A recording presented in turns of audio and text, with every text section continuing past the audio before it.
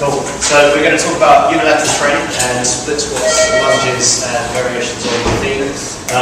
We will have a look at step ups very briefly as well and talk about why we're doing the main thing with unilateral training obviously is that it predominantly acts as an assistance exercise or an accessory exercise, but in reality most people struggle with the compound bilateral exercises that we really want them to do, especially if they're coming out of rehab or if they're coming from a kind of office job where they're struggling with that kind of mobility aspect. So unilateral training provides us with a good alternative where we can still get them through knee range, ankle range and hip range. So, Tony, you're going to be my first demo. Okay, we're talking about a split squat. Obviously the feet don't move, so we are in a split position. We're exercising one leg. You guys know most of this, but what we're looking for really is full range at the knee and as much range at the hip as we can get. So there's lots of ways we can achieve that, and we'll look at different variations and then different ways of loading it as well, so that we can keep progressing people through a kind of unilateral program and not have to use bilateral if it's something they need to avoid for whatever reason. So Tony, if you can jump up there, get rid of this step. So ignore that for now. Facing this wall, I want you to take a long step back. So start with your front foot on a red marker, and then a long step back. So split squats. This is the position we want to start in roughly. Front foot doesn't want to be turned in because we don't want to create any unnecessary guidance of the front knee.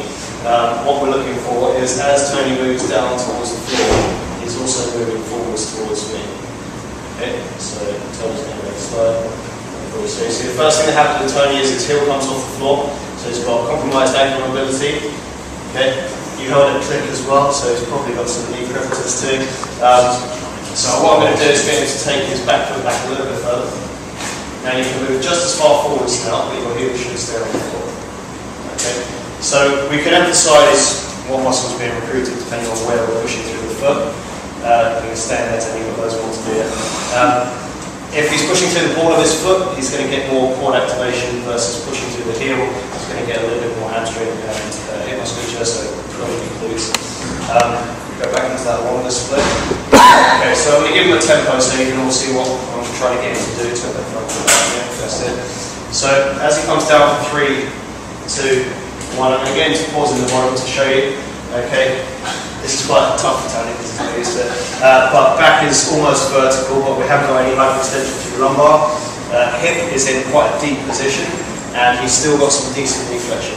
I would still want to see that go greater. Okay, so what we're going to do with Tony in a sec is get him on a front foot elevated, so we can get greater knee range. Okay, but we'll still get the same hip kind of range as well.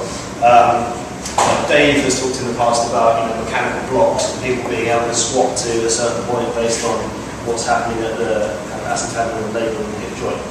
Now, in a split squat, we can normally get around that.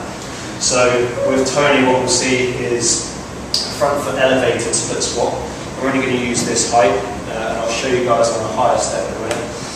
Take that foot way back on here. So we want the same distance regardless of whether there's elevation. So now as Tony moves forwards for 3, 2, 1, his heel's still down. You see now he's closed his knee angle, yeah, and he's going to get a lot more VMO recruitment because of that.